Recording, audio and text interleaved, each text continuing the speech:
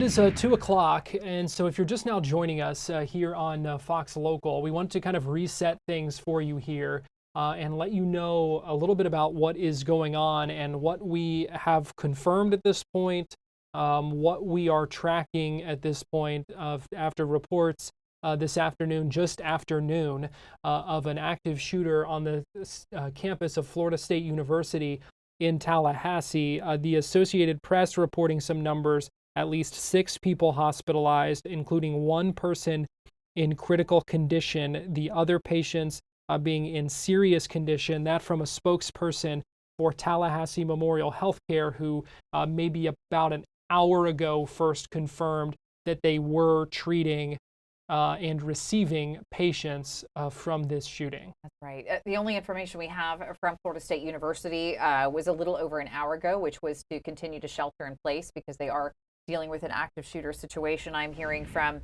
the mother of one of the students who was inside the student union when this all happened. These kids barricaded themselves inside of a classroom. They said that their professor left the room, that they were left there in the room without locks on the doors. And so they closed the doors. They put tables behind the doors to try to secure the room.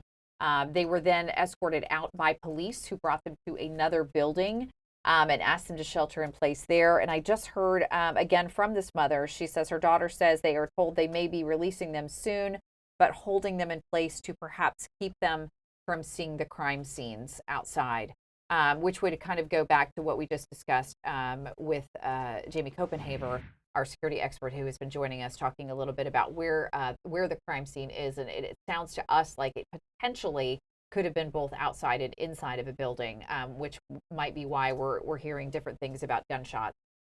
We also know that the FBI is involved in this investigation along with FDLE. We've seen Florida Highway Patrol there. We've seen Florida Fish and Wildlife there. Of course, this is our state capital, and so all of these agencies are based, a lot of them, in Tallahassee. And so fortunately, we are in a situation where all of those agencies can quickly respond because they are located right there in the capital city. And here is a map showing the student union, which is where we know first responders first responded to that active shooter call this afternoon. You see Tennessee Street to the north, the very top of this picture, this kind of satellite image, and then Woodward Avenue there along the side. And both of those streets we have seen just lined with law enforcement and ambulances throughout the afternoon here.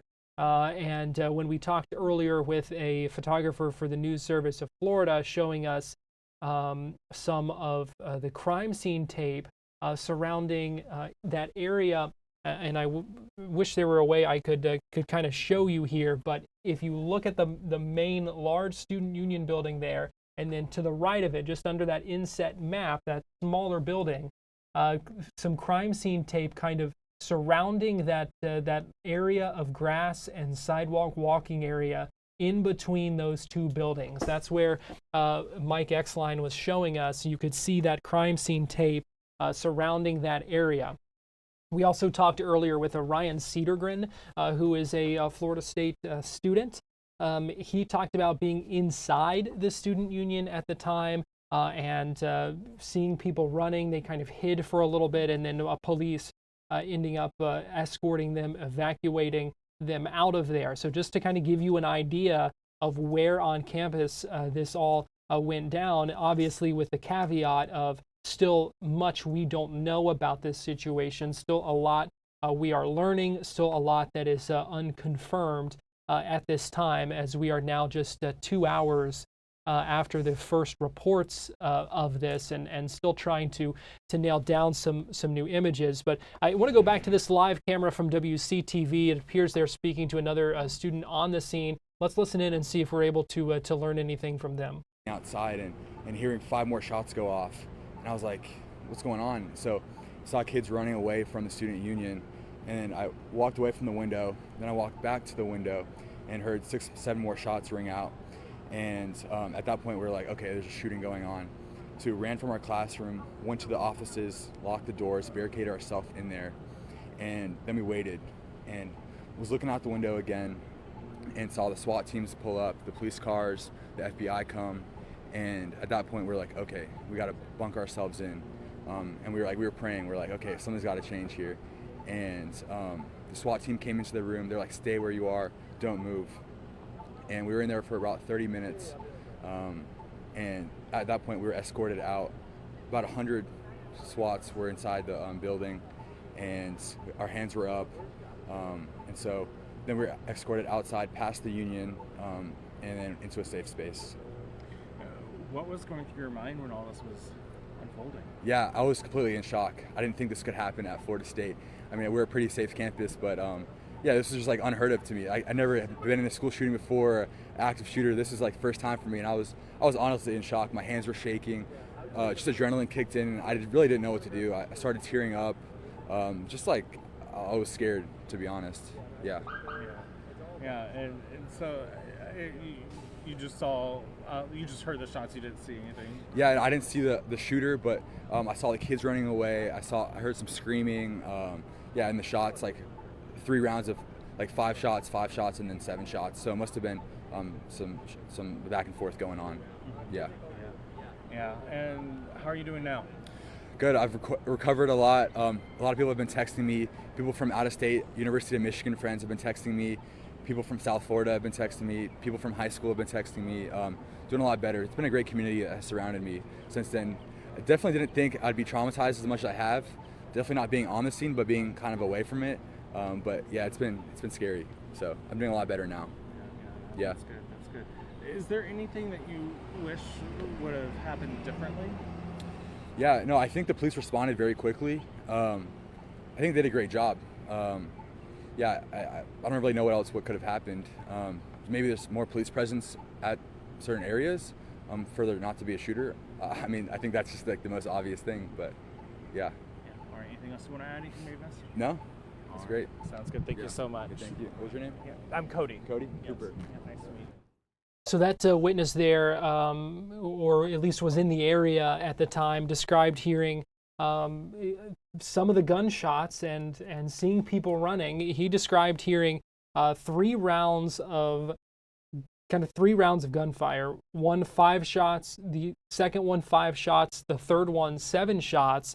I want to bring in, if I can, Jamie Copenhaver again, who is our former sheriff's detective and investigator. And Jamie, I'm wondering if that tells anything or could indicate anything about what may have happened, or is there anything to be gleaned from that, hearing that witness describe hearing 3 rounds of shots, one being 5, the second one being 5, the third one rather being 7? Is there actually, before I ask you that, let's go ahead and listen in here as they talk to another witness.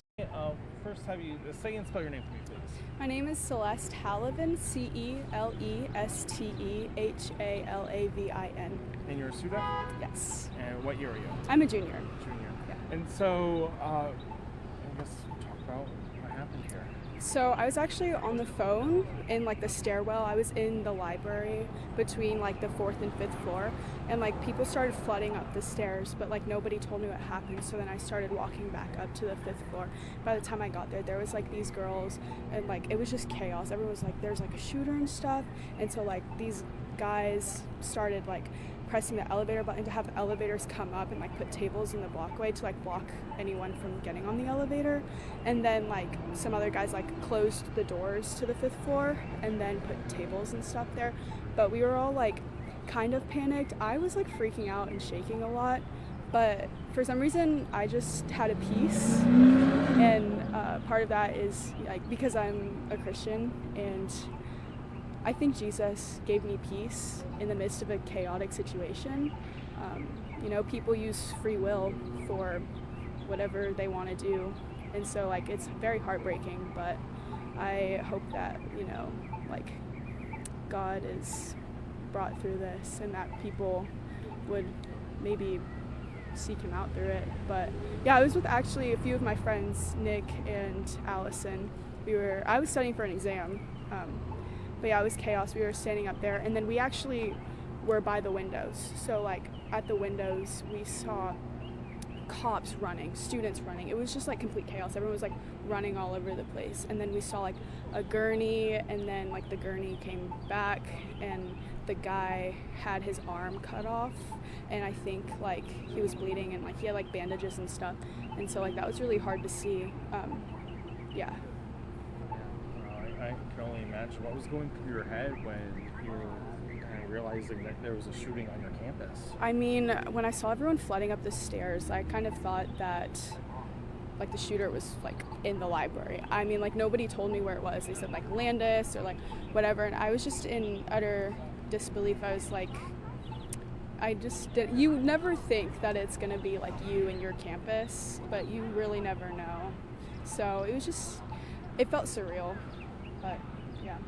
Yeah, how are you doing now? I'm doing okay. I mean, there's other people who are doing probably a lot worse than me, so I'm just like mourning for those people because I feel really bad. But other than that, like, just waiting to like get my stuff back. My car is in one of the garages that they like locked down. So yeah, I don't have any of my stuff, so I'm just waiting for that. Yeah. Anything else you want to add? Anything may have missed? In the midst, okay, I'll look at you. Yeah. Okay.